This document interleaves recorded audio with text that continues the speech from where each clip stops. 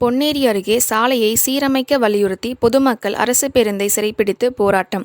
15 ஆண்டுகளுக்கும் மேலாக சாலை சீரமைக்கப்படாததால் பள்ளி மாணவர்கள் உள்ளிட்ட அனைவரும் சிரமத்தை சந்திப்பதாக புகார். திருவள்ளூர் மாவட்டம் பொன்னேரி அடுத்த காட்டாவூரில் 1000க்கும் மேற்பட்ட மக்கள் வசித்து வருகின்றனர். இந்த பகுதி மக்கள் அத்தியாவசிய தேவைகளுக்கு பொன்னேரி மற்றும் கும்மிடிப்பூண்டி சென்று வருகின்றனர்.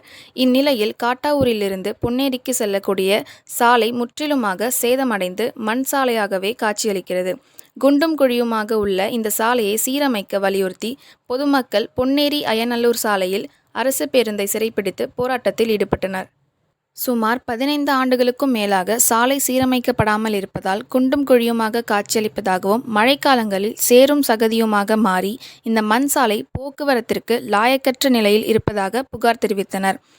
பள்ளி, கல்லூரி மாணவர்கள், வியாபாரிகள், விவசாயிகள், அலுவலகம் செல்வோர், மருத்துவமனைகளுக்கு செல்லும் நோயாளிகள் என அனைத்து தரப்பினரும் இந்த சாலையில் பயணிக்க முடியாத சூழல் ஏற்படுவதாகவும், அவசர தேவைகளுக்கு ஆம்புலன்ஸ் வாகனம் கூட ஊருக்கு வர மறுப்பதாகவும் கிராம மக்கள் புகார் தெரிவித்தனர்.